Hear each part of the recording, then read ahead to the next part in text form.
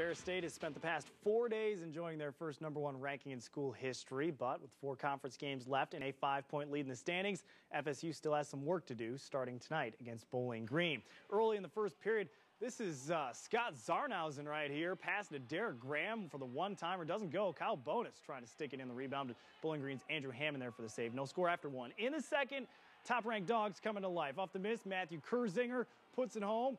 Ferris up 1-0. In the third, FSU, it's 3-1, and they're on the attack. Corey Kane, wrist in it, glove side. Ferris up 4-1, and then put away the Falcons in the third. Aaron Schmidt behind the D backhander. Bulldogs up by 4, and they stay atop the CCHA, winning this one tonight 5-1.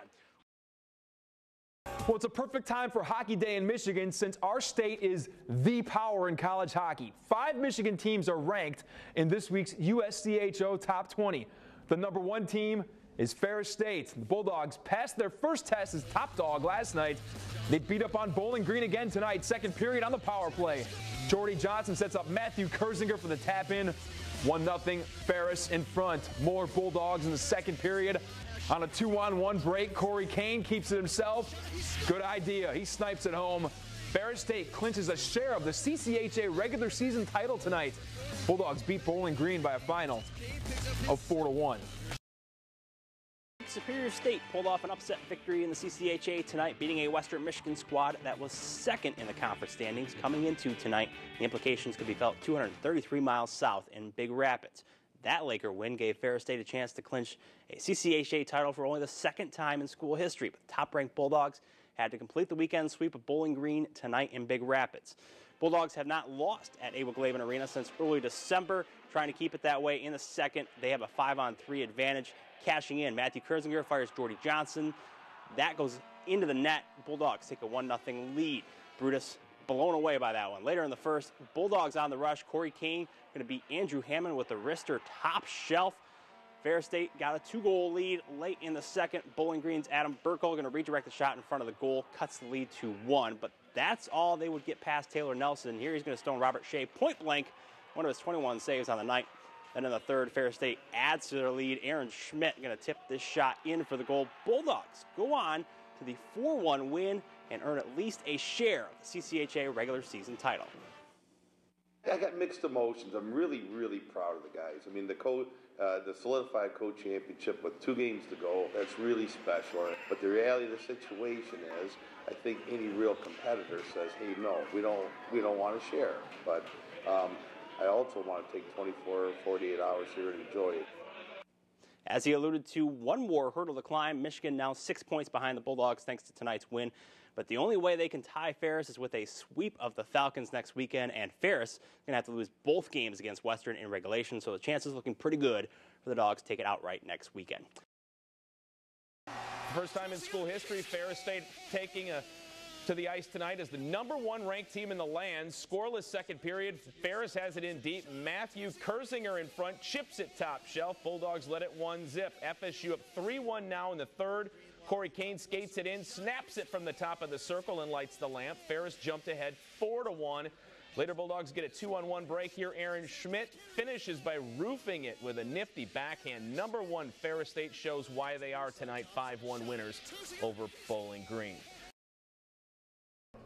Justin, thanks. Now we'll take a look at some other games around the CCHA, and top-ranked Ferris State continues to roll.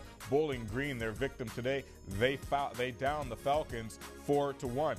Western Michigan, Jim Culhane's old squad, looking like they want to hold on to second place, but they fall to Lake Superior tonight by a 3-2 count. And look out for Miami as we get close to the postseason. They down Notre Dame for a second straight night. Tonight's score 4-1. So let's get you updated on the CCHA standings. Ferris State needs 1 point next weekend to claim the regular season CCHA crown. Michigan does take over second place from the Broncos. Michigan State currently sits in 4th with 44 points. And Miami, after a terrible start, sits in 5th, just 2 points behind the Spartans, and trail the Wolverines by 3. A lot up for grabs in the final weekend of the regular season in the CCHA. And we'll welcome back in Jim Culhane now. And Jim, would be remiss if we didn't talk about Ferris State, the #1 team in the country. They also happen to reside in the state of Michigan on this Hockey Day in Michigan. Your thoughts on what they've done in an incredible season? Well, they've had an incredible second half, just absolutely fantastic.